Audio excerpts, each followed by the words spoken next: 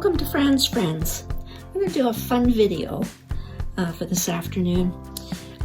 When I was a little girl, when my grandmother taught me how to knit, she also taught me how to do what they call cork knitting or French knitting. And what it is, it's just a piece of what we used to use was just a spool, a wooden spool with 4 nails in the top. And you would just go around and around, and as you did, you'd pull it through at the bottom of the spool, and you would get something that looks like this. And that's what they call French knitting or cork knitting. And it was always a lot of fun to do. And then what you did with it when you were finished is you could make many different things out of it. So I always remember as a little girl doing it, and I thoroughly enjoyed making this particular, just using a little bit of wool. So it was fun. So at Christmas, my son bought me an electric one. They've just, just a while. And this one is called the Caydo iCord knitting machine. And all it is it's plugged into the wall, and it does the knitting for you instead of you having to, do it manually.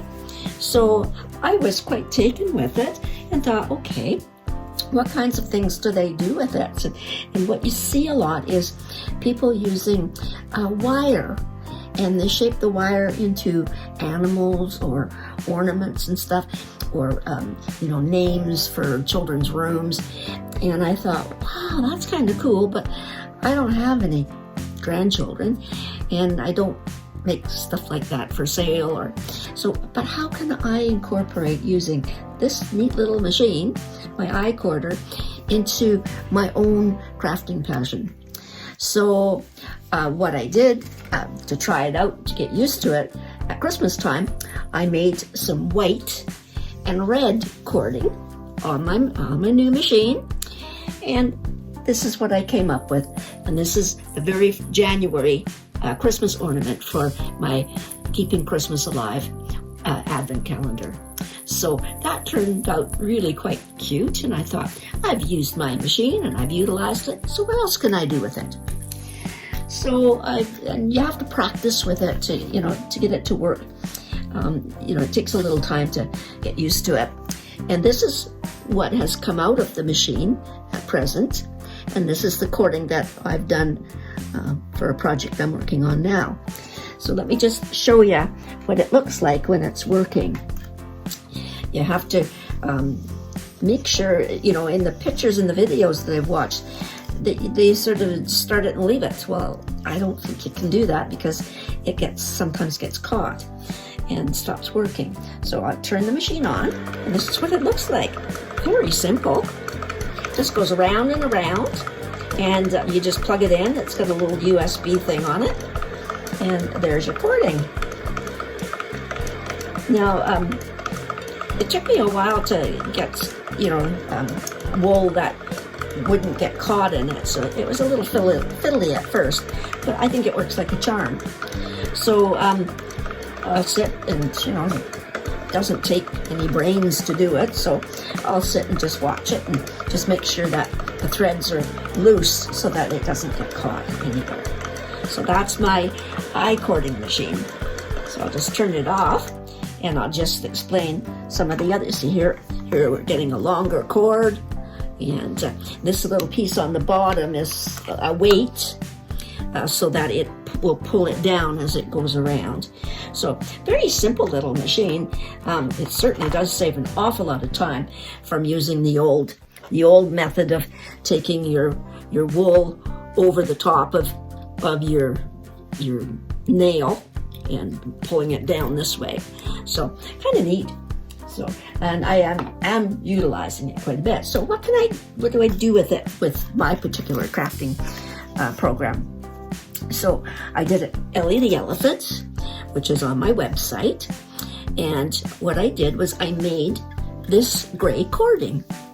And I took the cording, 3 pieces of the cording, and what I did was I made it into a braid. And that's the tail of the elephant, is the braid. other things I can do. I did it and all this is just a cheap crochet cotton. And I did this one, and I love the colors of the brown. That would make a fabulous tail.